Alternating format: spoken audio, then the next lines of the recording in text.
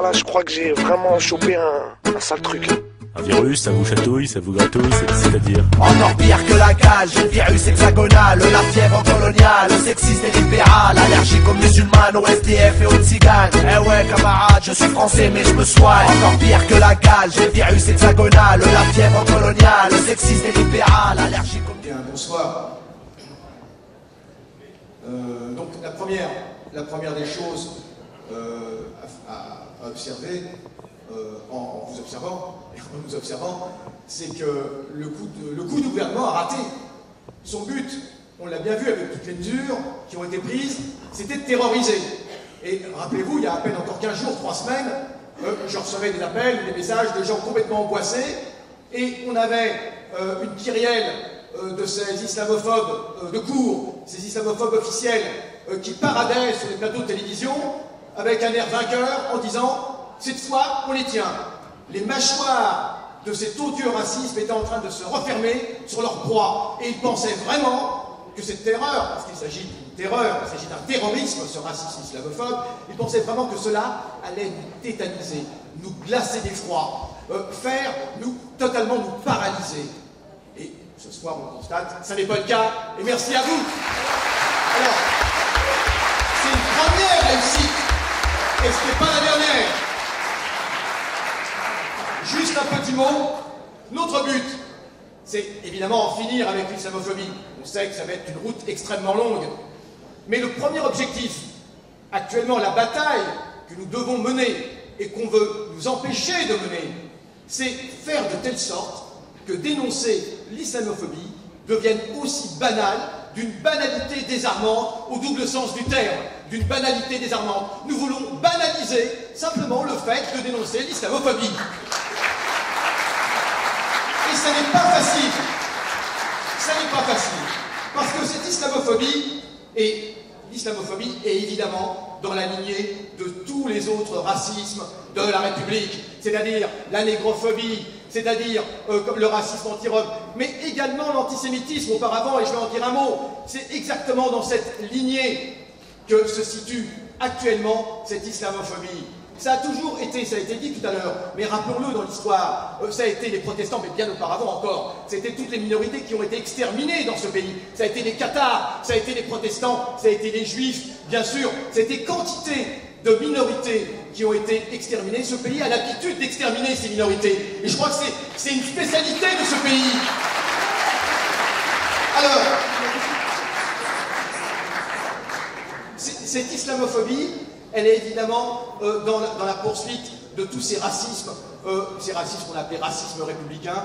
Et j'aimerais dire quand même une chose, c'est que de ce point de vue, l'antisémitisme à la fin du XIXe siècle et au début du XXe siècle apparaît vraiment comme les Juifs, après avoir été émancipés par la Révolution française, commencent à accéder, à apparaître au grand jour, et en apparaissant au grand jour, ils vont à l'encontre du dogme national, et les élites, les classes dirigeantes ne peuvent supporter cela. Il est absolument indispensable que les Juifs restent à leur place. Et cet antisémitisme, à l'époque, il est fait pour terroriser, pour faire de telle sorte que les Juifs vont rester à leur place. Exactement comme aux États-Unis, on dit d'un bon noir que c'est un noir qui sait rester à sa place.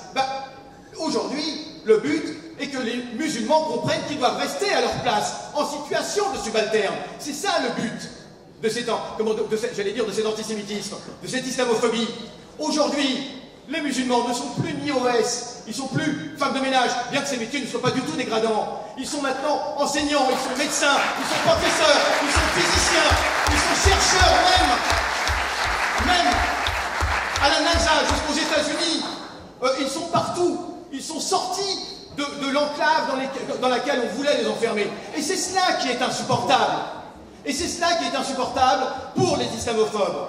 Et c'est cela qui est insupportable pour l'impérialisme. Parce que l'impérialisme a besoin de diviser la distinction, la différence, l'oppression, de façon à pouvoir créer un consensus. L'explication, elle est là. On va pouvoir créer un consensus majoritaire, nationaliste, sur le dos de cette minorité, considérée comme telle. C'est pourquoi le combat que nous menons est absolument fondamental. Alors maintenant, j'aimerais être... Enfin, c'est pas que j'aimerais, c'est que je vais être pessimiste. Parce qu'on n'a jamais vu un racisme structurel, systémique.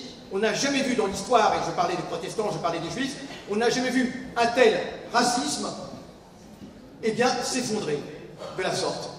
Donc, on n'a jamais vu un racisme s'effondrer, s'arrêter aussi facilement en cours de route. C'est ça le problème. Ça veut dire qu'il va falloir que nous ayons le souffle long. Il va falloir que nous ayons le souffle long. Ce racisme, il a commencé il y a longtemps. Déjà, au moment des grèves de Talbot, au début des années 80, rappelons-nous, pour s'opposer à ces grèves de l'automobile, rappelons-nous que le gouvernement socialiste, Mauroy, Auroux, à l'époque, avait accusé les ouvriers d'automobile qui étaient en grève d'être manipulés par des ayatollahs. C'était déjà il y a 30 ans.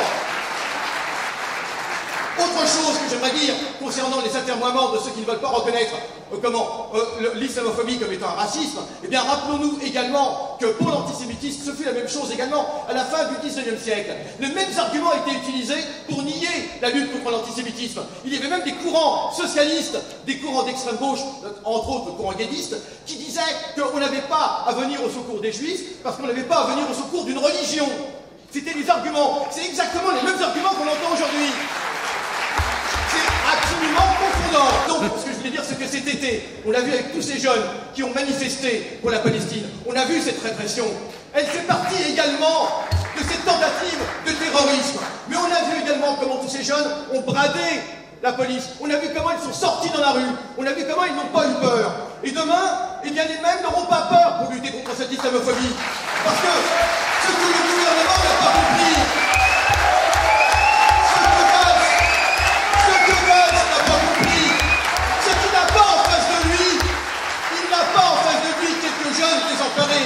il a en face de lui l'avenir, parce que la jeunesse et les musulmans sont l'avenir de ce pays.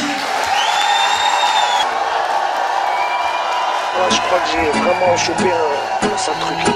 Un virus, ça vous chatouille, ça vous gratouille, c'est-à-dire? Encore pire que la cage, le virus hexagonal, la fièvre coloniale, sexiste et libéral, allergique aux musulmanes, aux SDF et aux tziganes. Eh ouais camarade, je suis français mais je me soigne. Encore pire que la cage, le virus hexagonal, la fièvre coloniale, sexiste et libéral, allergique aux